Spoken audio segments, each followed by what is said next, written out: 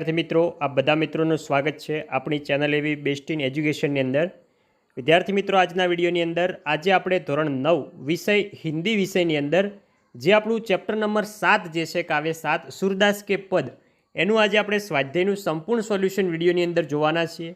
तो विडियोने तमारे पूरेपूरो स्कीप कर्या वगर छेल्ले सुधी जोवानो छे अने जो तमे चेनल पर नवा होय हजी सुधी चेनलने सब्सक्राइब ना करी होय तो चेनलने पण अचूकथी तमारे सब्सक्राइब करी लेवानी छे, कारण के धोरण 9 तमामे तमाम विडियोज तमने अमारी चेनल थकी जोवा मळ्या रहेवाना छे। तो चलो मित्रों जोईए आपणे पहेलो छे निम्नलिखित प्रश्नों के उत्तर एक एक वाक्य में लिखिए। एमां पहेलो कि जहाज का पंछी जहाज से उड़कर फिर कहाँ जाता है।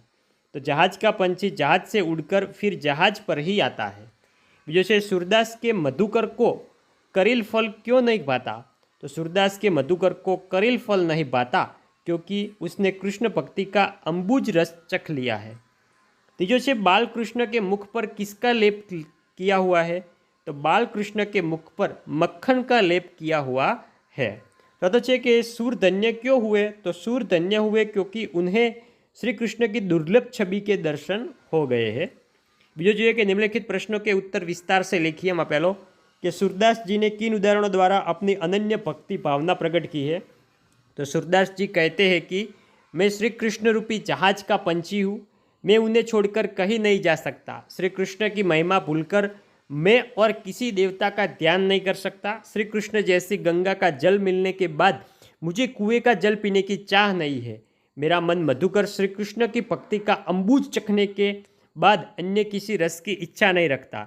मेरी प्रभु तो कामधेनु के समान है, उनको छोड़कर मैं बकरी का दूध दूहने में क्यों जाऊँ। इस प्रकार सूरदास जी ने उनके उदाहरणों द्वारा अपनी भावना प्रकट की है।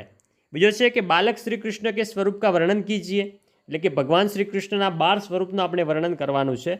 તો બાલક શ્રી કૃષ્ણ की मूर्ति बड़ी मनोहर है, अपने हाथों में मक्खन पिए घुटनों के बल चल रहे हैं, उनके मुंह में मक्खन लगा हुआ है, उनके गाल सुंदर और आंखें चंचल हैं, उनके माथे पर गोरोचन का तिलक लगा हुआ है, उनकी लटें मदमस्त भौरों जैसी सुंदर लग रही है, वह अपने गले में कठुला की माला पहने हुए है। इस प्रकार श्री कृष्ण की छवि अत्यंत मनमोहक है।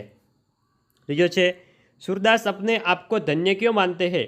तो सूरदास जी श्री कृष्ण के अनन्य भक्त हैं, श्री कृष्ण के अतिरिक्त अन्य किसी का ध्यान नहीं करते। श्री कृष्ण की मनमोहक छवि सदा उनकी आँखों में बसी रहती है। यह छवि उन्हें अनुपम सुख प्रदान करती है। श्री कृष्ण की इस छवि को दुर्लभ मानते हैं। उन्हें अपने प्रभु की इस अनोखी मूर्ति के दर्शन हुए हैं, इसीलिए वे अपने आप को धन्य मानते हैं। हवे जे तत्सम रूप लिखिए।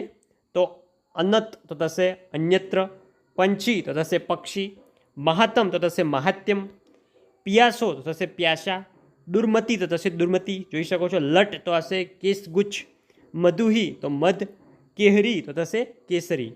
हवे जे सावनाटी शब्द लिखे। तो पक्षी तो थशे खग, अंबुज तो थशे जल, कप तो थशे कुआ, मधुकर तो थशे भ्रमर, धेनु तो थशे गाय, छेरी तो थशे बकरी, नवनीत तो थशे मक्खन। याद राखवानुं छे नवनीत तो थशे मक्खन।